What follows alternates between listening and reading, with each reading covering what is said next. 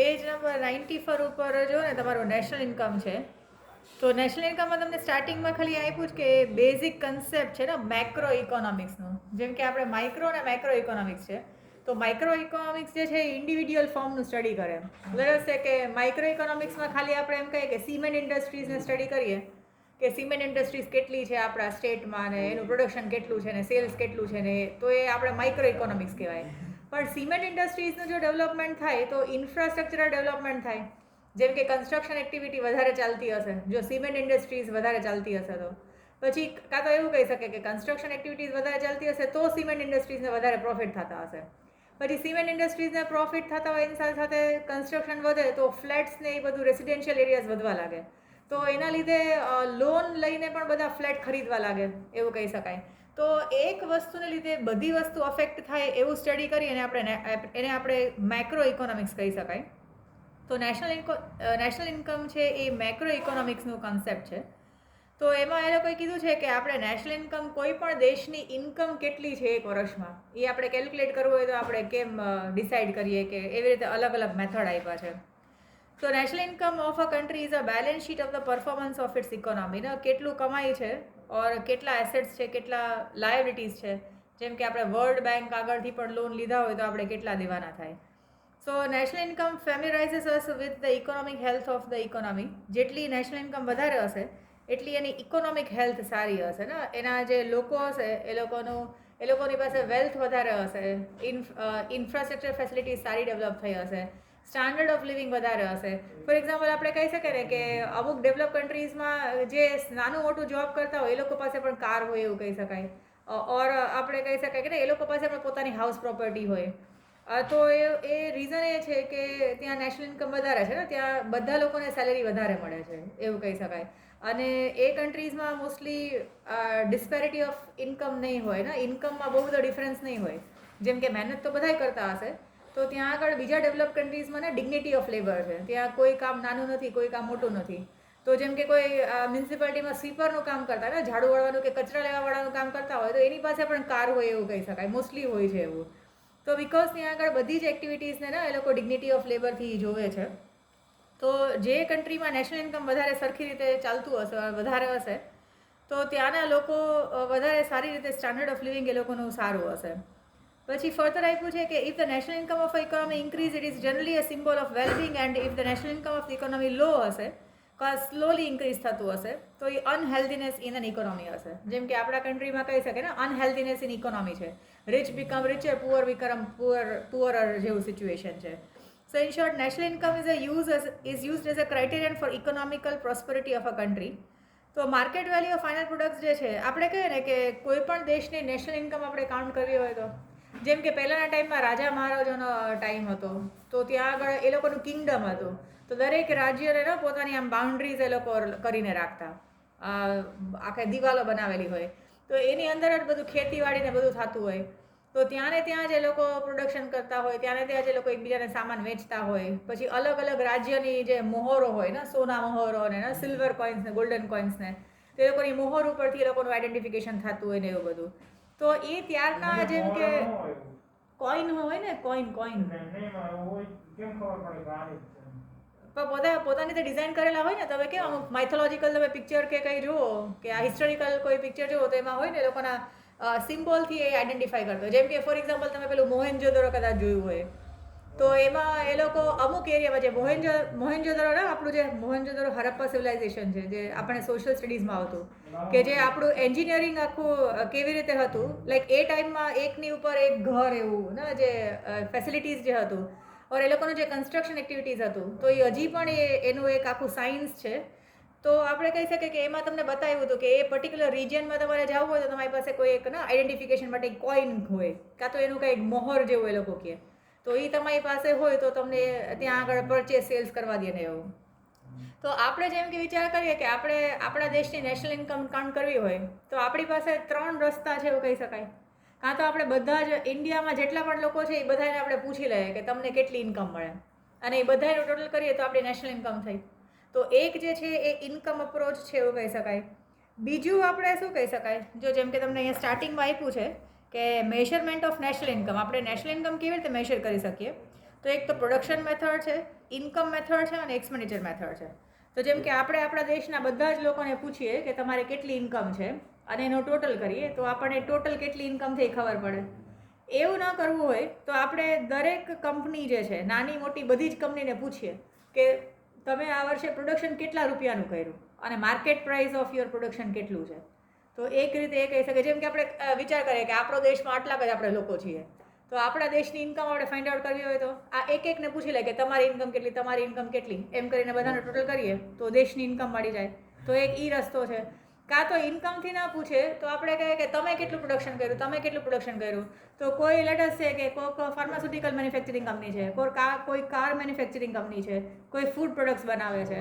તો એમ કરીને જેટલું પણ પ્રોડક્શન થયું એનું માર્કેટ વેલ્યુ જે છે એને આપણે કહી શકાય કે જેટલી market value of produced goods છે એટલી આપણી નેશનલ ઇન્કમ હશે, એવું કહી શકાય ને. આપણે જેમ વિચાર આવે કે ભાઈ આટલો જ આપણો દેશ છે તો આપણી નેશનલ ઇન્કમ કેટલી એમ. અને ત્રીજી મેથડ છે એક્સપેન્ડિચર મેથડ. તો કાં તો આપણે પૂછીએ કે ભાઈ તમે કેટલો ખર્ચો કર્યો આ વર્ષે. તો ખર્ચો કર્યો હશે એનો મતલબ શું કે તમે પૈસા કાં તો વાપર્યા હશે કોઈ કોમોડિટી કે સર્વિસીસ પરચેસ કરવા માટે, કાં તો તમે એ પૈસાને બચાવીને ઇન્વેસ્ટમેન્ટ કર્યા હશે. એવું ક્લિયર થાય? એટલે આપણે દેશમાં આપણી નેશનલ ઇન્કમ કેટલી છે એ ફાઇન્ડ આઉટ કરવું હોય તો આપણે 3 રીતે ફાઇન્ડ આઉટ કરી શકાય. જેટલી પણ કંપનીઝ છે, જેટલી પણ ઇન્ડસ્ટ્રીઝ છે એનું ટોટલ પ્રોડક્શન આપણે કન્સિડર કરીએ, કાં તો આપણે બધા લોકોની ઇન્કમનો પ્લસ કરીએ જેટલા પણ દેશમાં લોકો રહે છે એની, અને કાં તો દેશમાં બધા જ લોકો ઇન્ક્લુડિંગ પ્રોડ્યુસર્સ કેટલો ખર્ચો કરે છે એ આપણે એક્સપેન્ડિચર મેથડથી પણ ફાઇન્ડ આઉટ કરી શકાય. તો અહીંયા સ્ટાર્ટિંગના પેરેગ્રાફમાં તમને ખાલી કન્સેપ્ટ આપ્યા છે કે there are important concepts like GNP. GNP એટલે ગ્રોસ નેશનલ પ્રોડક્ટ, પછી એનએનપી એટલે નેટ નેશનલ પ્રોડક્ટ, પછી જીટીપી એટલે ગ્રોસ ડોમેસ્ટિક પ્રોડક્ટ અને એનડીપી એટલે નેટ ડોમેસ્ટિક પ્રોડક્ટ. તો આ બધા કન્સેપ્ટથી આપણે ફાઇન્ડ આઉટ કરી શકાય કે ઇન્કમ કેવી રીતે થાય. તો આપણે આમ શું કહે છે કે 100% એક્યુરેસીથી ના કહી શકીએ કે આપણે કેટલી ઇન્કમ છે, બિકોઝ દરેક કન્ટ્રીમાં, એમાં આપણા જેવા ડેવલપ કન્ટ્રીઝમાં જે આગળ આ બ્લેક મનીનું વધારે ચાલુ છે, તો એ કેસમાં આપણે ટુ સમ એક્સટેન્ટ એકદમ બરાબર રીતે ફાઇન્ડ આઉટ નહીં કરી શકતા હોય. પછી તમને અહીંયા નીચે આપ્યું છે national income, meaning of national income. તો અહીંયા તમને આપ્યું છે કે general meaning of national income તમે કહો તો monetary value of total production agriculture sector, industries અને સર્વિસ સેક્ટરમાં બધાનું પ્લસ કરીએ તો એને આપણે નેશનલ ઇન્કમ કહી શકાય. એના પછી એટલે અહીંયા મિનિંગ ઓફ નેશનલ ઇન્કમમાં તમને monetary value of total production કહી શકાય. એગ્રીકલ્ચર, ઇન્ડસ્ટ્રીઝ અને સર્વિસ સેક્ટરનું ટોટલ જેટલું પણ છે ને આપણે નેશનલ ઇન્કમ કહી શકાય કે કેટલું પ્રોડક્શન થયું, એની પણ મોનેટરી વેલ્યુ ને માર્કેટ વેલ્યુ જેવું કહી શકાય. તો જેમ કે અહીંયા આપ્યું છે કે ગુડ્સ એન્ડ સર્વિસીસ 128 લાખ કરોડના જનરેટ થયા હશે તો એટલી નેશનલ ઇન્કમ હશે. પછી અહીંયા આગળ તમને આલ્ફ્રેડ માર્શલનું ડેફિનેશન આપ્યું છે કે આલ્ફ્રેડ માર્શલે શું કીધું. So the net production of physical that is tangible, જેને આપણે જોઈ શકતા હોય, અને નોન ફિઝિકલ ગુડ્સ જેને આપણે સર્વિસીસ કહી શકાય, તો એ લોકો બધાનું આપણે ટોટલ કરીએ તો એને આપણે નેશનલ ઇન્કમ કહી શકાય. Professor Marshall lays stress on net production of goods and services in the definition. તો પ્રોડક્શન ઓરિએન્ટેડ ડેફિનેશન આપી છે આલ્ફ્રેડ માર્શલે. આલ્ફ્રેડ માર્શલમાં તમને બ્રેકેટમાં આપ્યું છે કે એને પ્રોડક્શન મેથડ બેઝડ નેશનલ ઇન્કમની ડેફિનેશન આપી છે કે કેટલું આપણે જનરેટ કર્યું હશે. સો એને શોર્ટમાં કહી શકે કે national income is the money value of total production of physical and non physical goods or tangible and intangible goods like services. પછી ઇરવિંગ ફિશર છે, તો ફિશરે કન્ઝમ્પશન બેઝડ આપી છે ડેફિનેશન કે કોણે કેટલું વાપર્યું, જેટલું પણ પ્રોડક્શન થયું એમાંથી કોણે કેટલું વાપર્યું અને એ કન્ઝમ્પશન માટે પરચેસ કેટલું કર્યું, ગુડ્સ અને કોમોડિટીઝ પરચેસ કેટલા કર્યા વાપરવા માટે. તો આ આલ્ફ્રેડ માર્શલની પ્રોડક્શન ઓરિએન્ટેડ ડેફિનેશન છે, પણ ફિશરની કન્ઝમ્પશન રિલેટેડ ડેફિનેશન છે. અને એમાં એણે કીધું છે કે કન્ઝમ્પશનમાં વેટ અને સર્વિસ ટેક્સ કે અત્યારે આપણે જે જીએસટી છે એને પણ આપણે ઇન્ક્લુડ કરી શકાય. પછી નેક્સ્ટ આપ્યું છે આ એસી પીગોવ, તો એને મની બેઝડ ડેફિનેશન આપ્યું છે. તો એણે કીધું છે કે જેટલા પણ પેમેન્ટ્સ થયા હશે, પૈસાથી પેમેન્ટ જેટલા પણ થયા હશે એને આપણે મોનેટરી ટર્મ્સમાં ડિફાઇન કરી શકીએ. સો અહીંયા આપ્યું છે કે total income of society along with foreign income which can be easily measured with the help of money, એને આપણે નેશનલ ઇન્કમ કહી શકાય. So Pigou lays stress on money, thereafter therefore the definition is money oriented. તો એને money oriented definition આપી તો છે પણ એ એટલી ક્લેરિટીવાળી છે નહીં. પછી એ લોકો આપ્યું છે ઇન્ફરન્સીસ બેઝડ ઓન વેરિયસ ડેફિનેશન, કે આપણે શું અંદાજો લગાવી શકીએ કે નેશનલ ઇન્કમ ફાઇનલી આપણે કેવી રીતે ફાઇન્ડ આઉટ કરી શકીએ. તો નેશનલ ઇન્કમ એક તો મેજરમેન્ટ છે, આપણને એક વર્ષમાં કેટલી ઇન્કમ થઈ એ કાઉન્ટ કરી શકીએ.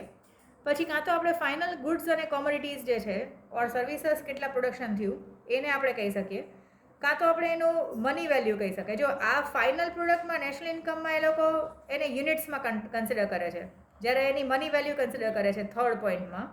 લાઈક અહીંયા આપણે યુનિટ્સમાં કહીએ કે આટલા યુનિટ્સનું પ્રોડક્શન થયું, તો યુનિટ્સનું પ્રોડક્શન થાય એને એમને યુઝલેસ કહી શકાય જ્યાં સુધી તમે એને મોનિટરી ટર્મ્સમાં કન્વર્ટ ના કરી શકતા હોય. જેમ કે ના કે લેડે છે કે કોઈ ઇન્ડસ્ટ્રીઝમાં કાર મેન્યુફેક્ચરિંગ કંપનીઝ છે, તો આપણે એમ કહીએ કે 500 કાર મેન્યુફેક્ચર કર્યા, બટ એ 500 કારે તમે એની પ્રાઇસ સેલિંગ પ્રાઇસ સાથે મલ્ટીપ્લાય કરો તો આપણને ખબર પડે કે કેટલા વેલ્યુનું મોનિટરી વેલ્યુનું પ્રોડક્શન થયું કહેવાય. સો નેશનલ ઇન્કમમાં ડેપ્રિસિએશન ડિડક્ટ કરીને એ લોકો કેલ્ક્યુલેટ કરે છે, એવું અહીંયા કીધું છે કે ડેપ્રિસિએશન ઇઝ ડિડક્ટેડ. અને goods and services should be produced or consume, કાં તો પ્રોડક્શન થયું હોવું જોઈએ, કાં તો આપણે કન્ઝમ્પશન કેટલું થયું એના બેઝિસ પર આપણે નેશનલ ઇન્કમ કેલ્ક્યુલેટ કરીએ. પછી નેશનલ ઇન્કમ અને નેશનલ પ્રોડક્ટ છે અહીંયા આગળ, એટલે એમાં પણ બરાબર જુઓ કે નેશનલ ઇન્કમ કોને કહી શકાય ને નેશનલ પ્રોડક્ટ કોને કહી શકાય. તો નેશનલ ઇન્કમ આપણે સમ ટોટલ ઓફ ઇન્કમ કહી શકાય from the contribution of 4 factors. જેમ કે આપણે 4 ફેક્ટર્સ ઓફ પ્રોડક્શન છે.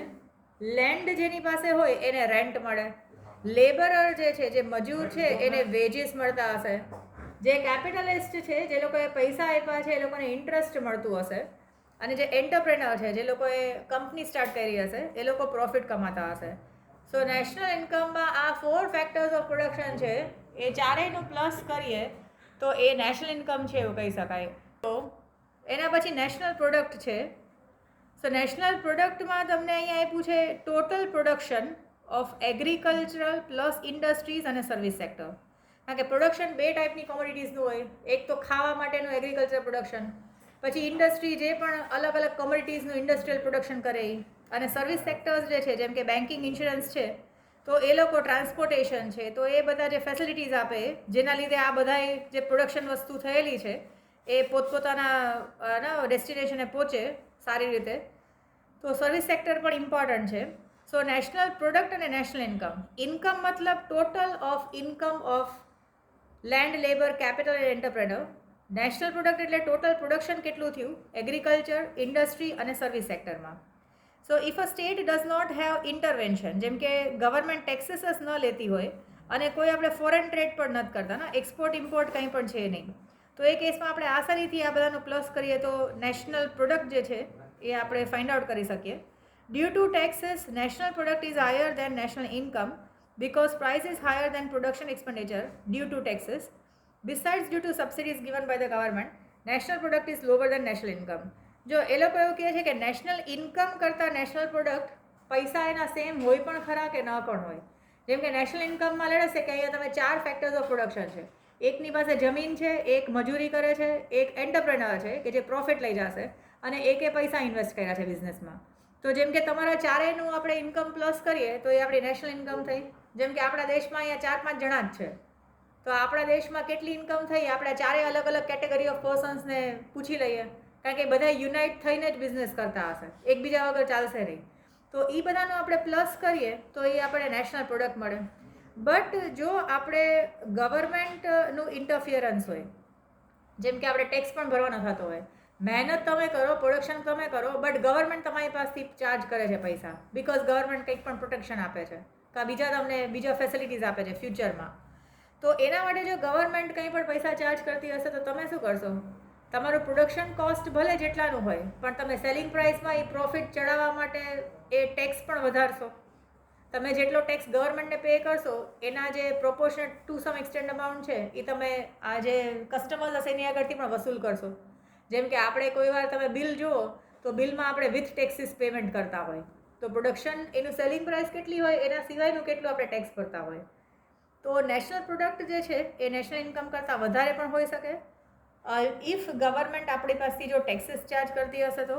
અને ઓછું ક્યારે હોઈ શકે? જેમ કે અમુક કોમોડિટીઝમાં સબસિડીઝ આપી હોય ગવર્મેન્ટે, જેમ કે અમુક લાઈફ સેવિંગ ડ્રગ્સ છે કે અમુક એવી વસ્તુ છે કે જેના વગર પ્રોબ્લેમ થાય છે, જીવવામાં પ્રોબ્લેમ થાય છે, તો એ કેસમાં જે પણ કંઈ સબસિડી આપતી હશે એના લીધે પ્રોડક્શન કરેલી વસ્તુના પ્રાઇસ જે છે એ ઓછા હશે એની પ્રોડક્શન કોસ્ટ કરતાં.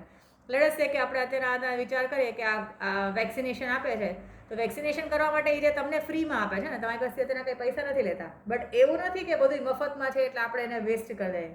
એ જે પૈસા છે એ ગવર્મેન્ટ ફાઇનલી તો આપણી આગળથી કલેક્ટ કરી જ લેવાના છે, ડાયરેક્ટલી ઇનડાયરેક્ટલી અલગ અલગ રીતે. તો એ રીતે પણ કહી શકાય કે નેશનલ ઇન્કમ છે એના કરતાં નેશનલ પ્રોડક્ટના પ્રાઇસ કે વેલ્યુ છે એ વધારે હોઈ શકે, ઓછી હોય એવું કોઈક વાર પોસિબલ હશે જો અમુક લાઈફ સેવિંગ ડ્રગ્સ કે એવું કંઈ હશે તો.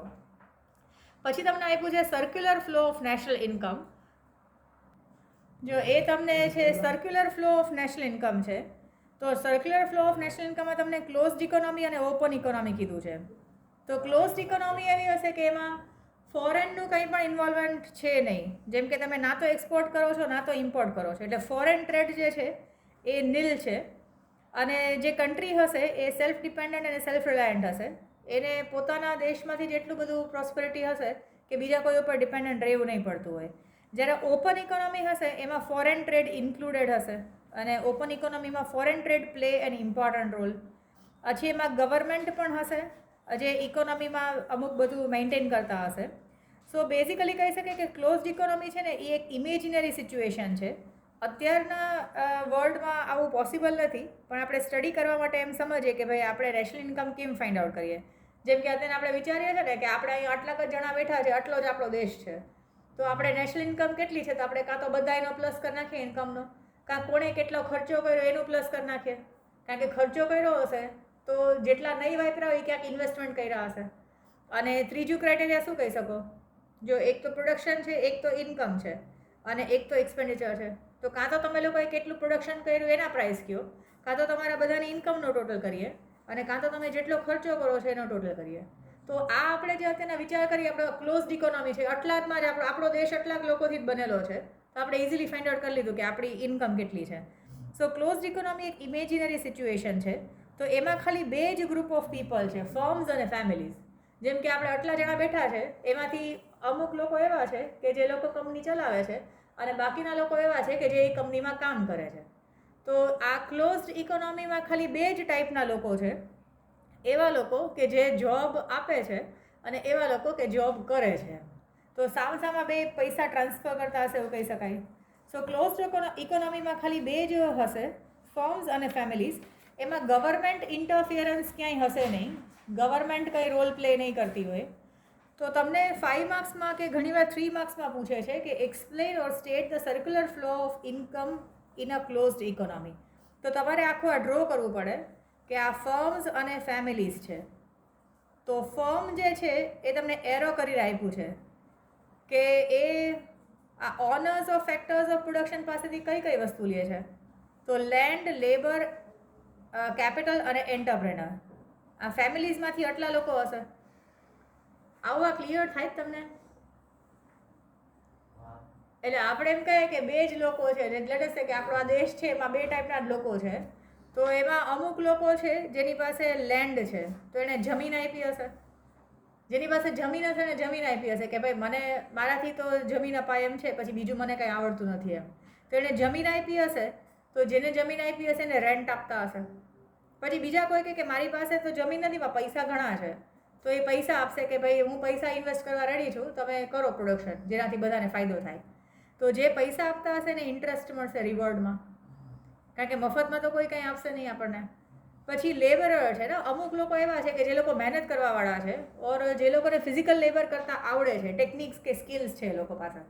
જેમ કે આપણે એન્જિનિયર્સ કહી શકાય, જે મિકેનિકલ એન્જિનિયર્સ છે, ઇલેક્ટ્રિકલ એન્જિનિયર્સ છે, તો એવા બધા લોકો છે. ઓર ના લેબરરમાં બધા જ આવી જાય કે જે લોકો સર્વિસીસ પ્રોવાઈડ કરવા રેડી છે, તો એ લોકોને એના બદલામાં વેજીસ મળશે, વેજીસ કે સેલરી આપણે જે કહીએ. અને છેલ્લા એન્ટરપ્રેનર છે. એન્ટરપ્રેનર મતલબ એવો કોઈ માણસ કે જે આ બધાની મહેનતને કમ્બાઈન કરીને એવું કંઈક જનરેટ કરશે કે જેથી બધાનો ફાયદો થશે. તો એ આટલી મહેનત કરશે, આ ત્રણ વસ્તુને એ મેનેજમેન્ટ કરશે ને, એ લેન્ડ સંભાળશે, કેપિટલ સંભાળશે અને લેબર સંભાળશે. અને આ ત્રણેયનું કોમ્બિનેશન એવી રીતે સ્માર્ટલી કરશે કે સારી રીતે પ્રોફિટ કમાઈ શકાય. તો એન્ટરપ્રેનર જે છે એને પ્રોફિટ મળતું હશે રિટર્નમાં. તો આ ફેમિલીઝ તરફથી કંપનીને કે પ્રોડક્શન યુનિટને શું મળશે? લેન્ડ, લેબર, કેપિટલ કે એન્ટરપ્રેનર. અને કંપની એ રિટર્નમાં શું આપશે એ લોકોને?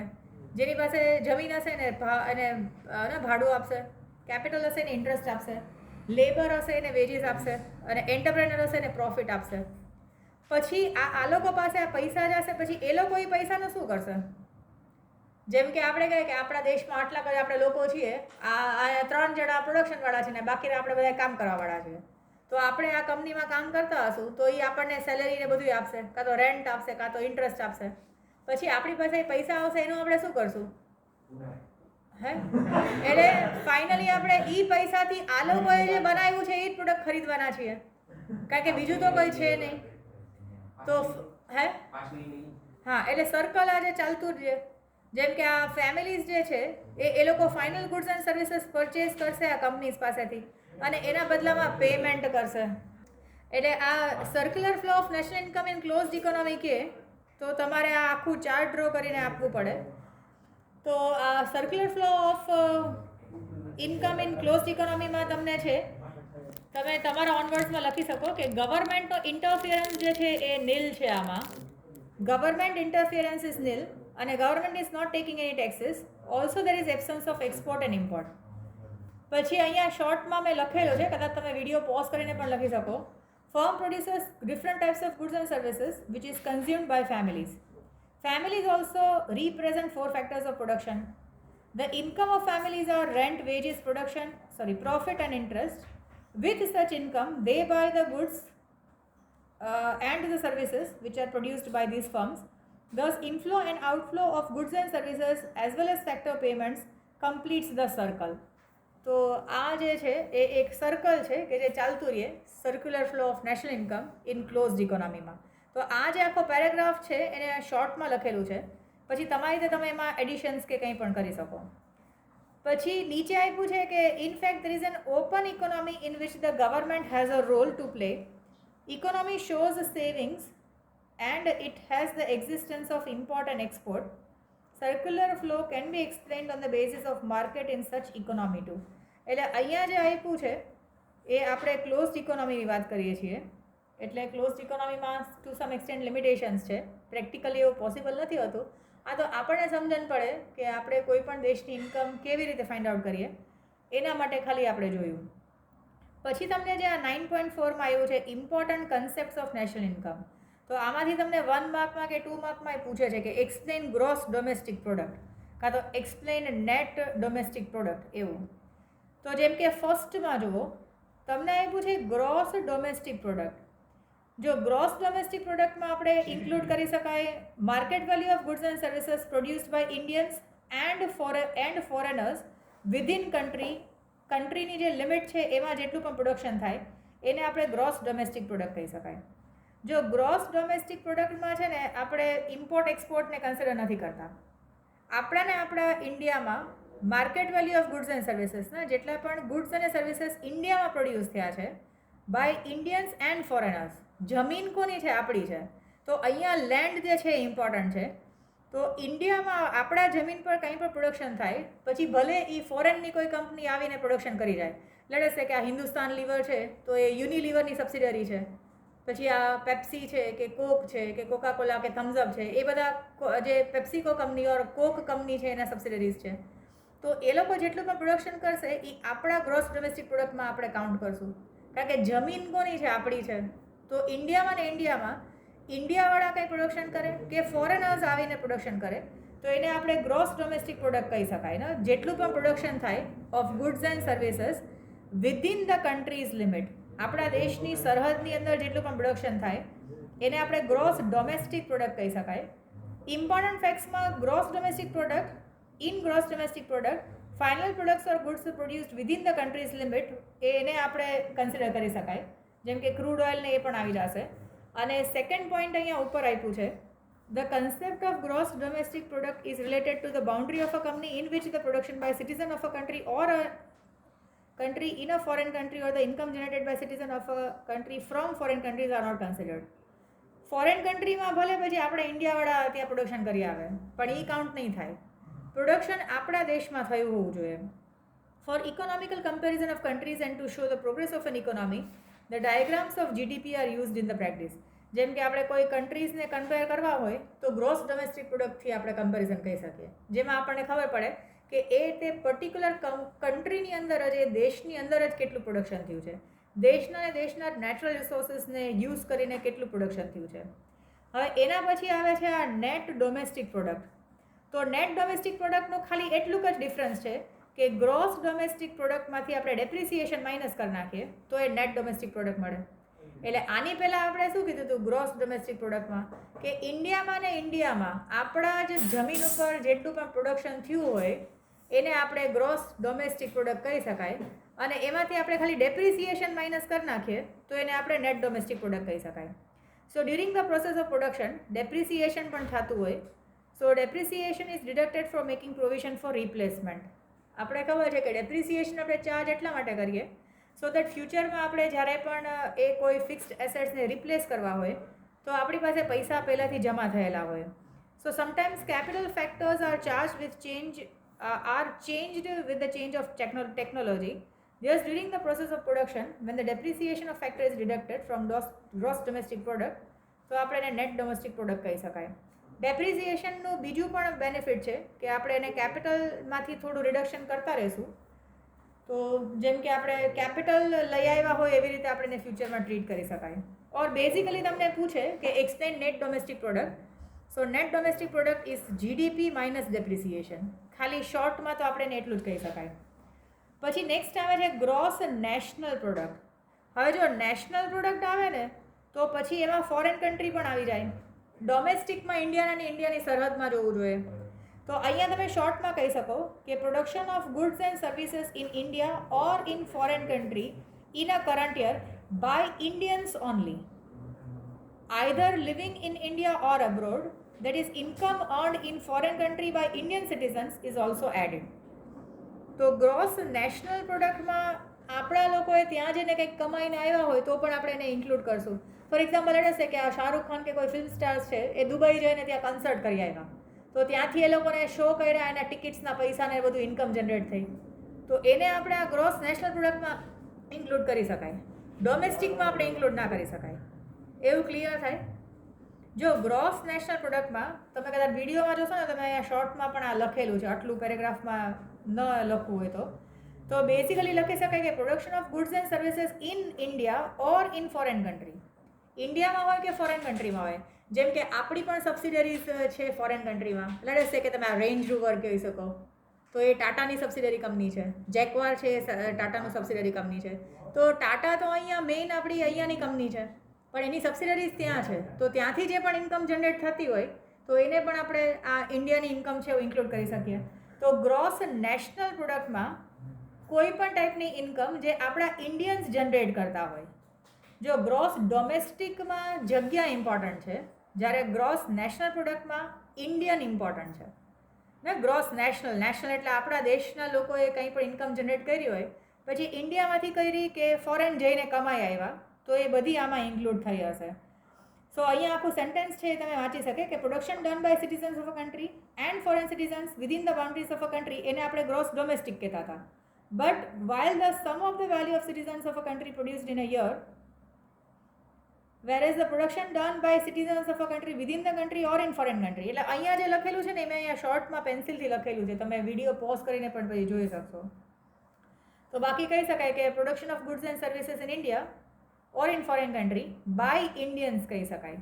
આપણા દેશના લોકો જે પ્રોડક્શન કરતા હોય પછી અહીંયા કમાય કે ફોરેન જઈને કમાઈને લઈ આવે, તો એને આપણે ગ્રોસ નેશનલ પ્રોડક્ટમાં ઇન્ક્લુડ કરી શકાય. પછી અહીંયા પણ તમને પાછું ઇમ્પોર્ટન્ટ ફેક્ટ્સમાં આપ્યું છે કે ગ્રોસ નેશનલ પ્રોડક્ટમાં value of production of current year is considered. Previous યરનું આપણે કન્સિડર નથી કરતા, આ વર્ષે કેટલું કમાણા એ જ આપણે એડ કરતા હશું. પછી છે કે income of citizens living in foreign countries is added and the income of foreign citizens living in the country is deducted. જો ફોરેનર્સ અહીંયા આવીને કમાઈને લઈ જતા હશે એવું થતું હોય ને, જેમ કે આપણે ત્યાં અલગ હશે કે કેનેડા કે ઓસ્ટ્રેલિયા જઈને આપણે ત્યાં કમાઈને અહીંયા પૈસા લઈ આવીએ, તો એવાય લોકો હશે કે જે અહીંયા રહીને ફોરેન પોતાના ઘરે ઇન્કમ મોકલતા હશે. તો એવા લોકોને આપણે માઇનસ કરવું પડે, એની ઇન્કમ જે છે એ આપણે માઇનસ કરવી પડે. તો એ અહીંયા સમજાયું છે. પછી ફોર્મ્યુલા જેવું આપ્યું છે કે gross national product is equal to gross domestic product plus net income obtain from foreign countries અને minus total payment to foreign countries. જેમ કે આપણે અહીંયા આપણી સબસિડરીઝ ત્યાં છે, એમ લેટ છે કે આ યુનિલિવરની સબસિડરી હિન્દુસ્તાન લીવર ઇન્ડિયામાં છે, તો હિન્દુસ્તાન લીવર જેટલા પ્રોફિટ્સ કમાતું હશે એમાંથી એની મેઇન કંપનીને પણ ટ્રાન્સફર કરતા હશે પૈસા. જેમ લેટ છે કે આ રેન્જ રોવર કે જેક્વાર કંપનીઝ છે એ પ્રોફિટ્સ કમાશે તો એ ટાટાને અહીંયા પૈસા મોકલશે. તો સેમ રીતે અહીંયાથી પણ ત્યાં જશે એવું કહી શકાય ને. તો એ આપણે માઇનસ પ્લસ કરવા પડે એવું કહી શકાય. આપણી દેશની કંપની કોઈ બહારથી પૈસા લઈ આવતી હોય તો આપણે પ્લસ કરીએ, અને કોઈ ફોરેન કંપની અહીંયા નાખી હોય અને એ અહીંયાથી પૈસા લઈ જતી હોય તો એ આપણે માઇનસ કરવા પડે.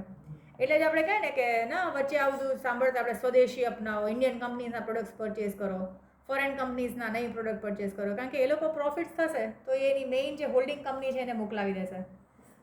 સો એટલા માટે કહી શકે કે ગ્રોસ નેશનલ પ્રોડક્ટમાં આપણે ગ્રોસ ડોમેસ્ટિક પ્રોડક્ટમાં આપણને જે ઇન્કમ થાય ફોરેન કન્ટ્રીઝમાંથી આપણે પ્લસ કરશું, અને આપણે જો કોઈ ફોરેનરને પૈસા દેવા પડતા હશે ફોરેન કંપનીઝને તો આપણે એ માઇનસ કરતા હશું. હવે જો પહેલું હતું તમારું ગ્રોસ ડોમેસ્ટિક પ્રોડક્ટ, પછી આવ્યું તમારું ગ્રોસ નેશનલ પ્રોડક્ટ. હા, અને ગ્રોસ પછી જેમ તમારું કેમ નેટ ડોમેસ્ટિક પ્રોડક્ટ આવ્યું, તો નેટ ડોમેસ્ટિક પ્રોડક્ટમાં તમે શું કર્યું હતું? ગ્રોસ ડોમેસ્ટિક પ્રોડક્ટમાંથી ખાલી ડેપ્રિસિએશન માઇનસ કરીએ તો આપણને નેટ ડોમેસ્ટિક પ્રોડક્ટ મળે. તો સિમિલરલી આમાં પણ સેમ ટ્રીટમેન્ટ જ છે. ગ્રોસ નેશનલ પ્રોડક્ટમાંથી ડેપ્રિસિએશન માઇનસ કરીએ તો નેટ નેશનલ પ્રોડક્ટ મળે. એટલે ઇન શોર્ટ એવું યાદ રાખી શકાય કે જ્યારે નેટવાળું આવે, જેમ કે નેટ ડોમેસ્ટિક પ્રોડક્ટ હોય તો આ ડી અને પી તો સરખા જ છે, તો ગ્રોસ ડોમેસ્ટિક પ્રોડક્ટમાંથી આપણે ખાલી ડેપ્રિસિએશન માઇનસ કર્યું તો આપણને મળ્યું નેટ ડોમેસ્ટિક પ્રોડક્ટ. સિમિલરલી આ ગ્રોસ નેશનલ પ્રોડક્ટમાંથી આપણે ડેપ્રિસિએશન માઇનસ કરીએ તો આપણને મળે નેટ નેશનલ પ્રોડક્ટ. એવું ખ્યાલ આવે? ગ્રોસમાંથી નેટ કરવું હોય તો માઇનસ શું કરવાનું? ખાલી ડેપ્રિસિએશન, કોઈ પણ કેસ હોય. એટલે બેઝિકલી આપણે આમ 4 વસ્તુ છે. પહેલું છે ગ્રોસ ડોમેસ્ટિક પ્રોડક્ટ, પછી net domestic product, gross national product અને નેટ નેશનલ પ્રોડક્ટ. તો ગ્રોસ અને નેટ બે ઓમ તો બે જ કહેવાય આપણે, એક તો ડોમેસ્ટિક અને એક તો નેશનલ. જો એવું ખ્યાલ આવે તમને, આ તમને 2 માર્ક્સમાં 3 માર્ક્સમાં પૂછે તો મેં આના પણ થિયરીઝ લખેલા છે, એટલે એના ફોટા પણ એવું તો તમે જોજો ને કાં તો પાછા પાડવા પડે. પછી ઇમ્પોર્ટન્ટ ફેક્ટ શું કહી શકો? The value of production of current year after deducting depreciation from gross national product. એ નહીં સેન્ટેન્સ જ આપ્યું છે અહીંયા. જે સેકન્ડ પોઈન્ટમાં જે એ લોકોએ ફોર્મ્યુલામાં લખ્યું એ સેન્ટેન્સ પહેલાં ખાલી ઉપર લખીને રાખ્યું. હવે એના પછી તમારું આવે છે આ પર કેપિટા ઇન્કમ. તો પર કેપિટા ઇન્કમ એટલે એક જણાની ઇન્કમ કેટલી ને. આપણે કહી શકીએ કે ઓન એન એવરેજ આપણા દેશમાં એક માણસ જે છે એ એક મહિનાના કે એક દિવસના કેટલા કમાઈ લે. So national income is a criterion of economic growth. Similarly per capita ઇન્કમથી આપણને ખબર પડે કે દેશના લોકો કેટલી પ્રોસ્પરિટી સાથે જીવે છે. So per capita income is an average income per individual. તો પર કેપિટા ઇન્કમને આપણે ગ્રોસ નેશનલ ઇન્કમ, જો નેશનલ ઇન્કમ અહીંયા કહે છે, પ્રોડક્ટ કે એવું કંઈ નહીં. આજે પહેલાં 4 ડિસ્કસ કર્યા એ કંઈ નથી, પણ ગ્રોસ નેશનલ ઇન્કમ જેટલી પણ ઇન્કમ થશે ડિવાઇડેડ બાય ટોટલ પોપ્યુલેશન કરીએ તો એક માણસને કેટલી ઇન્કમ મળે છે એ આપણે ફાઇન્ડ આઉટ કરી શકીએ. તો તમને ઘણી વખત શોર્ટમાં પૂછે કે એક્સપ્લેન પર કેપિટા ઇન્કમ, તો તમે તમારા સિમ્પલ સેન્ટેન્સમાં લખી શકો કે per capita income is an income per person which is arrived at by dividing gross national income by total population. આવું ક્લિયર છે? જેમ કે તમે સર્ચ કરો તો તમને ખ્યાલ આવે કે અલગ અલગ કન્ટ્રીઝની પર કેપિટા ઇન્કમ કેટલી છે. પછી પાછું 98 પેજ ઉપર તમને ફર્ધર આપ્યું છે. તો ઉપર આપ્યું છે કે જેમ કે આપણા દેશમાં 60,000 crores ઇન્કમ છે અને પોપ્યુલેશન 2 crores છે, તો 60,000 crores અપોનમાં 2 crores કરીએ તો 30,000 કહી શકાય. એક માણસની 30,000 ઇન્કમ છે આખા વર્ષની. આવું આ કન્સેપ્ટ ક્લિયર છે? ખાલી સમજાવવા માટે આપણને કીધું છે. પછી it means that a citizen of a country obtain an average income of 30,000 during a year. આખા વર્ષમાં 30,000 કમાતા હશે તો મહિનાનું જેટલું કમાતા હશે એટલું આપણે કહી શકીએ. If per capita income is calculated with the measurement of national income at a price of current year, તો એને આપણે current price per capita income કહી શકાય. And if it is calculated by national income at a price of base year, એટલે અહીંયા ખાલી તમને question પૂછી શકે કે state the ways for measuring per capita income. તો પર કેપિટા ઇન્કમ આપણે કરંટ પ્રાઇઝે લઈ શકાય અને કોઈ બેઝ યર, કોઈ પાછલા વર્ષના ફિક્સ્ડ પ્રાઇસે પણ લઈ શકાય. તો કરંટ પ્રાઇસે આપણે કેપિટલ ઇન્કમ કન્સિડર કરીએ ને, અત્યારના જે ભાવ છે એના પ્રમાણે ઇન્કમ કેટલી થઈ અને ડિવાઇડેડ બાય આપણે પોપ્યુલેશન કરીએ તો આપણને એ national income at a price, at a current price મળે. અને કોઈ ફિક્સ્ડ બેઝ યર સાથે કમ્પેર કરીએ so national income at a fixed price મળે એવું કહી શકાય ને, per capita income at a fixed price કહી શકાય. પછી it can be said that the higher the per capita income, the higher is the proportion of goods and services obtained by citizens. In another words, standard of living of people વધારે સારું હશે જો એ લોકોની પર capita income વધારે હશે તો તમે કોઈ વાર નેટમાં પણ સર્ચ કરી શકો કે ડેવલપ કન્ટ્રીઝ છે તો ડેવલપ કન્ટ્રીઝમાં એ લોકોની પર કેપિટા ઇન્કમ કેટલી હોય, મોસ્ટલી US ડોલર્સમાં કે એમાં કમ્પેરિઝન કર્યું હોય તો આપણને ખ્યાલ આવે કે અત્યારની સિચ્યુએશનમાં આપણી ઇન્કમ આપણા દેશમાં કેટલું કમાય છે. પછી નેક્સ્ટ આપ્યું છે ઇમ્પોર્ટન્ટ ફેક્ટ્સમાં. તો ત્યાં તમને ક્વેશ્ચન પૂછી શકે state any 2 important facts of પર કેપિટા ઇન્કમ. તો પર કેપિટા ઇન્કમનું આપણે કહી શકાય કે જો પોપ્યુલેશન ગ્રોથ રેટ જે છે એ વધારે હોય અને નેશનલ ઇન્કમનો ગ્રોથ રેટ ઓછો હોય તો પર કેપિટા ઇન્કમ આપણી ઓછી થઈ જાય. જેમ કે પોપ્યુલેશન વધ્યા કરે પણ પર કેપિટા ઇન્કમ વધતી નથી, ઓર નેશનલ ઇન્કમ વધતી નથી. જો નેશનલ ઇન્કમ અહીંયા જેમ કે ઉપર 60,000 કરોડ આપી તો ત્યારે પોપ્યુલેશન કેટલું છે 2 કરોડ. હવે નેશનલ ઇન્કમ વધીને તમારી 61,000 કરોડ થાય અને પોપ્યુલેશન 4 કરોડ થઈ જાય તો હા તો ઓછી થઈ જાય ને, પર કેપિટા ઇન્કમ ઓછી થઈ જાય ને.